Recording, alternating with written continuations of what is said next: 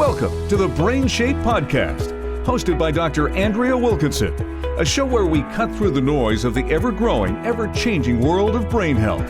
What works and what doesn't, what's fact and what's fiction. We look at tips, tools, and techniques backed up by real scientific studies to help you keep your brain healthy and hopefully have some fun along the way. Now, here's your host, Dr. Andrea Wilkinson. You're listening to the BrainShape Podcast, episode number 5. We all know the importance of eating healthy and nutritious foods to fuel our bodies and our brains. But having the plans in place to ensure we all get the vitamins, good fats, and proteins that we need can be a challenge. Last week, we talked about why we need to eat healthy and nutritious foods. Specifically, we spoke about the impact of the foods that we eat on our brains and our bodies. But this week, we'll be talking about how we can build healthy eating habits. Specifically, what are some tips and tricks we can use to be sure that we're getting the healthy foods that our brains and our bodies need? Today, we're talking with Brittany Raftis, a registered dietitian specializing in sport and fitness nutrition, weight management, and chronic disease prevention. She is passionate about inspiring others to reach their nutrition and fitness goals through group and individual coaching. Brittany has a practice in Burlington, Ontario, where she counsels clients both in person and remotely. She's also the founder of Real Good Eats, an online platform that makes it easier to find quick, healthy, and simple recipes online at realgoodeats.ca. Here we go. Here's Brittany Raftis. Hi, Brittany. Thank you so much for joining me on the show today. Thanks so much for having me. I'm super excited to talk to you about food and nutrition, and I know that it's a topic that a lot of listeners will be interested to hear more about and to learn from your expertise. So thank you so much for taking the time to be with us. Absolutely. So I just wanted to start by asking if you could tell the listeners a little bit about yourself and your history. Sure. So I'm a registered dietitian. I completed my Master's of Science in Foods and Nutrition at Ryerson University in London. In 2014, I became a dietitian in that same year. And in terms of kind of my history and where I've worked, when I first graduated, I worked for a couple of years in clinical roles in hospital, and then transitioned to more of a community role, working in doing some health promotion and cooking classes and that sort of thing. And now I have my own practice in Burlington, where I see clients individually and online. I do some freelance writing, work with some food companies as a brand ambassador. And I also run a platform called Real Good Eats, which is a website online that features quick, healthy, and simple recipes from all over the web, from different food bloggers and dietitians and recipe developers. Wonderful. So I guess sort of speaking in line with the platform that you've developed, what are some healthy cooking tips that you can share with the listeners? Yeah, so overall, I think what we know from years of people kind of trying to eat well and even dieting, we know that a one-size-fits-all approach doesn't work. So the key to eating well is just finding something that works best for you. So I would say overall, in general, though, one thing that we can all really benefit from doing is including vegetables with all of our meals. This sounds really simple, but something that a lot of us still don't tend to do. Vegetables also fill you up, and they keep everything else on the plate balanced too. So that's one simple trick that you can make sure that you're doing at every meal, just making sure that you're getting veggies in there. And I also think that in general, we have a very meat-based diet or very meat protein-based diet. There's a lot of evidence and research that supports the health benefits of swapping some of those meat proteins for more plant-based or vegetarian-based options. And so this is a change that most of us can benefit from as well. Now, this doesn't mean that you have to or should, go full vegetarian or become a vegan. But even starting with one consistent kind of dinner meal per week that swaps the vegetarian protein in for that meat protein can be a really great start. I also love even using things like roasted chickpeas as a snack for that vegetarian protein. or using lentils to kind of substitute half of the ground meat at dinners. But even just swapping in those vegetarian proteins for meats at least once a week can be a great thing to do as well. Absolutely. And so you mentioned the chickpeas as one option and then also lentils. Do you have any other suggestions about vegetable-based proteins? I think the beans and lentils, I feel, are a great starting place. Beans and lentils are a great thing that you can even use in things like your salads, throw it in pasta dishes. They're just kind of an easier way to start, but tofu is a great option as well. Yeah, absolutely. And I was thinking, because as we get older, we actually lose some muscle mass. And so it's super important, I mean, for everyone to get the right amount of protein, but it's really important for older adults to really pay attention to the amount of protein that they're getting because For of sure. that prevalence of muscle loss with increased age. So that's a really sort of important tip and something to highlight for the listeners. And so I was wondering if you have any sort of myths about healthy eating habits that you can sort of debunk for the listeners, because I know there's a lot of them out there and they could be confusing for people. And so I wonder if you have any sort of myth-busting tips that you could share. Yeah, there's definitely a lot of information out there, a lot of clutter and myths that can make it very confusing for people. Absolutely. I think kind of along the lines of cooking and meal planning, one of the myths that still kind of exists is that packaged or canned foods are bad for us. And I think, in general, we do want to eat a diet that has less processed foods and more whole foods, but that doesn't mean that, everything from a package or a can is bad for us or less healthy. Often these foods, like even frozen vegetables or canned chickpeas, they're so helpful in allowing us to eat well when we're busy, or, just don't feel like cooking a complex meal. So things that are a little bit more convenient can be an excellent way of kind of making it possible to eat well when you're busy or whatever the reasons are without sacrificing nutrition. Or even things like pre-cut up vegetables or frozen vegetables. These are options that kind of allow you to still have those foods in regardless of your lifestyle without kind of sacrificing that nutritional quality. There's a myth out there that it takes way too long to cook healthy meals. This can be true and is certainly true in some cases, but definitely not all the time. There's so many recipes out there that are kind of a full healthy meal ready in 30 minutes or less.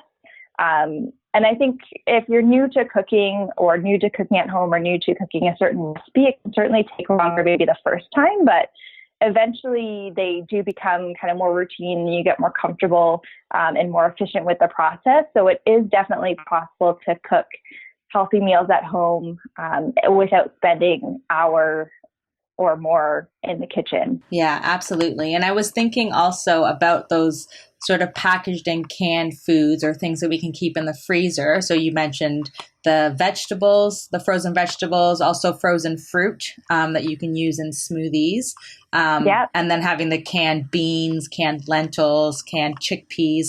One of the pieces I think that's really helpful for individuals in terms of not having to go shopping every other day, because if you're shopping for fresh fruit and fresh vegetables, you have to essentially be going to the grocery store at least once a week because these things don't last forever in their fresh form. And so having things in the freezer and in cans, I think is so important. And I'm so happy that you highlighted it because you can stock it and have sort of when you do your bulk shopping, you can really stock your house with that. And it's a lot easier to continue to include it in your everyday cooking when it's on hand in your house versus having to go walk to the vegetable market to get some fresh produce to make sure that you're including it in your meal for the evening. For sure. It just, it always kind of ensures that even if it's the end of the week and all of your fresh produce is used up, it just makes sure that you have those foods available to throw together a quick meal, to prevent you from either having to go to the grocery store or ordering takeout or something else. It just helps to make sure that you have those foods always on hand, which is kind of the first step to to eating well. So yeah, absolutely. And one of the sort of tricks that I use that I learned from my mother is the idea of not having the junk food in the house. So it's not about, you know, do I have the self-control to not eat the bag of potatoes or the bag of candy that I have on hand? It's not even in my house. So if I want candy, I now have to put on my jacket and my boots and go walk to the corner store, get the bag of candy and come home. And it's like, well, I don't want it that badly. But if it was just sitting in my cupboard, it would be a lot harder for me to say no to it when I have my energy lull in the late afternoon. For sure. If those types of foods fit in the cupboard, they'll call your name until you give in. So it makes it that much harder to kind of not have those regularly. Or when you do get a bit tired or hungry in the afternoon, it's really hard to not reach for those foods if they're there and they're available. So that's a great strategy for sure. Yeah, absolutely. And so I wonder if you could speak a little bit about sort of this whole healthy food marketing that we've been sort of inundated with recently. There's some sort of misguided ways that people are marketing to consumers in terms of these healthy foods. And so if there's anything that you think that the listeners should be aware of in terms of paying attention to these sort of bogus marketing tricks. So there's something that we call a health halo. And a health halo is basically when we hear a certain term, we automatically associate that term with being healthy. And this is a challenge with a lot of the marketing tactics that are used. So for example, the term made with real fruit, this is a phrase that typically has a health halo. It's not completely untrue. I'm sure there's usually some real fruit in that package, in that food somewhere, but usually it's been so processed that the actual fiber and the nutrients that are found in that fruit are fairly non-existent or not there in a significant way to really affect your health. But we see the term real fruit and we think, oh, this must be a healthier option than, the product sitting next to it on the shelf. So this is one just to be aware of. I think always look at the ingredients list, always read the labels and don't let that kind of simple term, make the decision alone for you. Right. I think in general, if you have to read it on the label to know that there's fruit in there, there's probably not going to be enough in there to really count for much. Just kind of remember to check the label and the ingredients list with that one. Also, the term natural is a term that we really tend to associate with healthy. And it is the case. We're all trying to eat healthy and eat natural foods and foods that are in their whole form and less packaged. And I think that's great. But there's no actual laws regulating how the term natural is used on food packaging. So really anything on the market can be called natural. And we automatically associate that with the products being healthier for us, which it may not be. So keep that in mind as well when you're shopping. Yeah, absolutely. And so maybe if we're looking for the real fruits and vegetables, unless we're getting it from, those packages of actual full pieces of fruit and vegetables in the frozen fruit aisle, we essentially want to be going to the produce section of the grocery store to be getting those whole fruits and vegetables and not to go to those packages that have some sort of minute amount of real fruit or natural health food products in them. Right. I mean, in order to get the health benefits that fruits and vegetables will provide, they really should be in their whole food or close to that. If you're in the snack section that says that they're made with real fruit, it's probably not going to be any better for you or much different nutritionally than the candy sitting next to it that wasn't made with real fruit. Right. And just a point of clarification, if you have sort of a box of fresh blueberries, are they nutritionally equivalent to a package of frozen whole blueberries in the freezer? Yeah, so most often, even with fruit, the fruit are frozen at the peak of their freshness. So in some cases, the frozen option could be even higher nutritionally. Okay. But most often there hasn't been anything added to frozen fruit as long as they're the only ingredient. Right. So they've just been frozen to prolong the nutrition value, but they're both great options. Wonderful. And so we just had a new Canadian food guide come out. And so I was wondering if you could talk to the listeners a little bit about this new guide and what some of the changes that have been included in this updated document and how it might help benefit us to exercise a better and more healthier diet. Absolutely. So the launch of the new food guide was a long time coming. We've been waiting for this for a long time and hearing kind of rumors about it for years. So it's great that it's finally been released and we've been able to see kind of the changes. I think the most significant change that most people will notice is the overall appearance. So previously we had the rainbow on the front with the 4 food groups. That's no longer there. Now there's a visual of a plate that I kind of referenced earlier, and it shows, rather than food groups, it shows filling half your plate with vegetables or fruit, which is kind of one food group, I guess, a quarter of your plate with protein, and then a quarter of your plate with whole grains. I think overall this is a great kind of visual. I think it's much more practical and usable than the old food guide. I think it's kind of tailored to how we eat. We eat meals at a time, and we look at portions of that individual meal versus kind of counting up what we eat in a total day. So I think it'll be a lot more useful.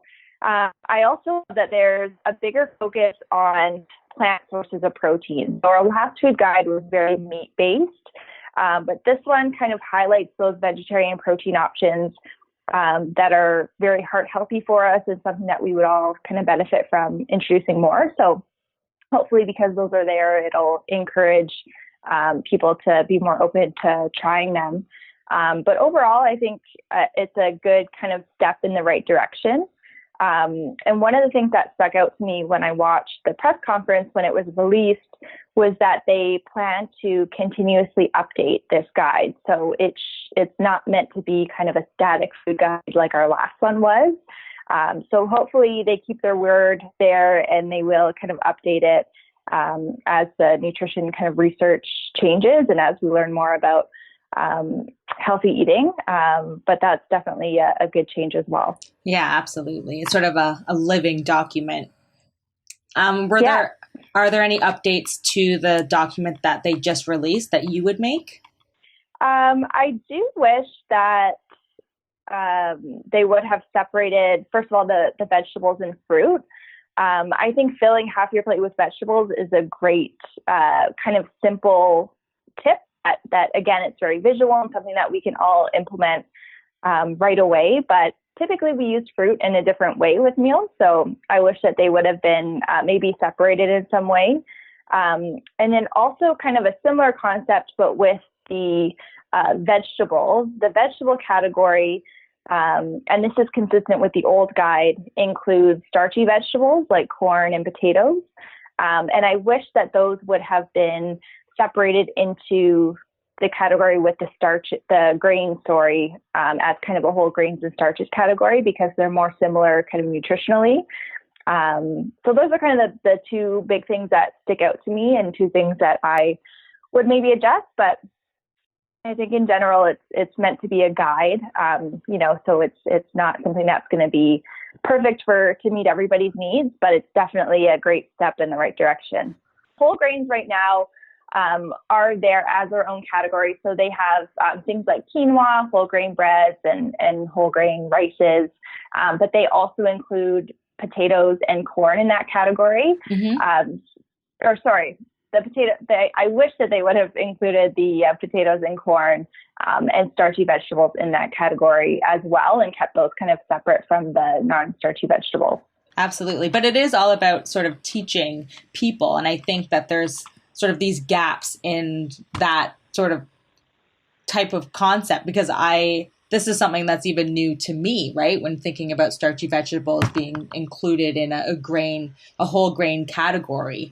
Now that we've talked about it, I'm like, oh yeah, that makes a lot of sense. But if you hadn't brought it to my attention, I wouldn't have even conceived of that as a better approach or a better new and a unique and better way to sort of conceive of eating your sort of whole grains, including some of those starchy vegetables in that category.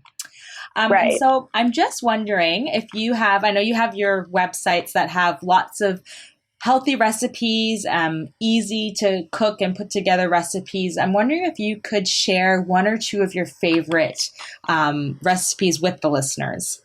Yeah, so there's, I make a lot of new and different recipes each week, but there's always kind of staple meals that I make consistently. Pasta kind of loaded with vegetables and protein. I know when you think kind of dietitian and healthy eating, pasta might not be the first meal that comes to mind, but this is something that for me is so simple and quick and easy, and a way to kind of use up any kind of vegetables I have left over in the fridge. I hate wasting, so this is a great way to kind of throw everything in. But I usually make pesto every summer with basil from the garden and freeze it, but I also use store-bought pesto when my fresh stuff runs out. But I'll usually use like a frozen shrimp as a protein source, toss in a bunch of vegetables and kind of cook it as a stir fry kind of method. Things like broccoli, peppers, and then pesto with a sauce, and then use, of course, pasta as kind of a base. And I find that it's such a satisfying meal. I throw tons of vegetables in there, so it's still a healthy option, and just something that I love. And I think it's so important when you're eating well to enjoy the food that you're having, because if you're eating what you think is healthy and you're not enjoying it, then it's not going to be something that's sustainable. So that's something that I love. And again, it uses up kind of extra veggies, and it's quick and easy, and uses that convenient source of protein too. And I know you have lots of really great recipes available online. And so where can listeners go if they want to find more information about all the different types of healthy recipes that you've sort of created? Yeah, so definitely head to realgoodeats.ca. There are some original recipes that are featured on the blog there, but also tons of recipes that I've tried and linked to the site. So a lot of them from, different dietitians, food bloggers, recipe developers, any kind of quick and easy recipe that I've tried and liked myself is linked there. So there's a lot of them that are under 30 minutes. Lots of recipes that are only one pan or one pot to kind of minimize cleanup. So whatever kind of thing you're looking for, there's lots of options there, and even some pretty simple vegetarian recipes too, if you're kind of new to that world but want to give vegetarian cooking a try. Wonderful. And so I wanted to ask you if you could tell the listeners a little bit about sort of the specific services that you provide if someone wanted to get in touch with you, to work with you, to be able to develop or come up with these nutrition plans. Like, what are the services that you provide, and how can listeners get a hold of you if they're interested in working with you? Yeah, so my practice is called BrainShape Nutrition. So if you're interested in more information, you can head to the website, braftisnutrition.com. I see clients individually in my practice in person in Burlington, but also remotely, kind of online through video consultation for anybody who's out of town. I do some work with sport and fitness nutrition, so helping people who are very active or in competitive sport, kind of optimizing their nutrition for performance. And a lot of what I do also is to help people kind of change their mindset around food.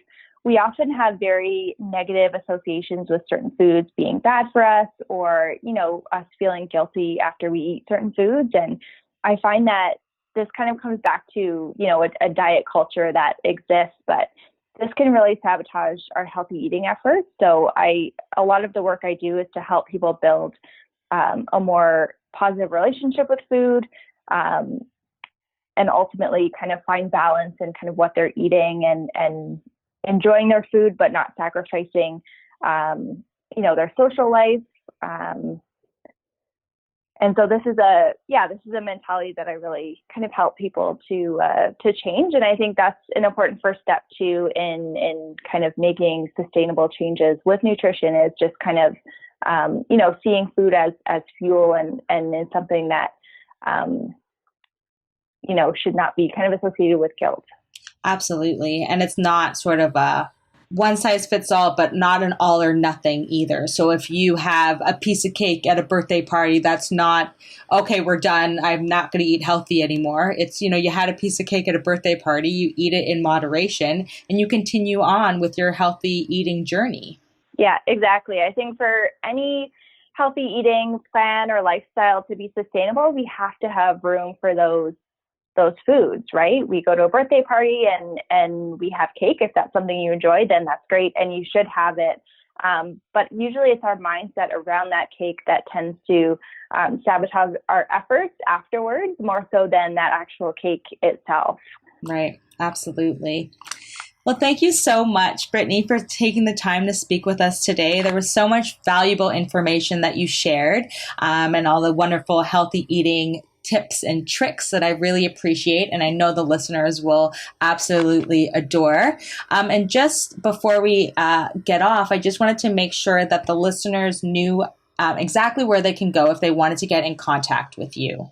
Yeah, so you can find me at braftisnutrition.com or the recipe site that we were talking about, realgoodeats.ca, for quick and easy meal ideas. And I'm also on Instagram at BrittanyRaftisRD. Wonderful. Well, thank you so much. It was such an interesting conversation. I really appreciate it. Thanks so much for having me. No problem. We'll talk to you later. Bye-bye. To learn more about Brittany Raftis and how you can work with her to create better eating habits and a healthier mindset around food, you can visit her website at braftisnutrition.com. I'll be sure to put the links on the show notes page. And if you're looking for inspiration for simple and healthy recipes that you can easily make at home, you can go to realgoodeats.ca. All of this information, including the links that I just mentioned, can be found back on our website at brainshape.ca/episode 5. Thank you so much for tuning in. I hope that this episode gave you some tangible ways to incorporate healthier foods into your everyday life. Don't forget to subscribe to the podcast so that you'll be notified every time we publish a new episode. And since we're a weekly show, I'll see you back here next week, where we'll be talking about mindfulness, and you'll actually get to go through a few minutes of a mindfulness practice, and we'll be talking about the research that's been done to date on the benefits of mindfulness and how it can change your brain.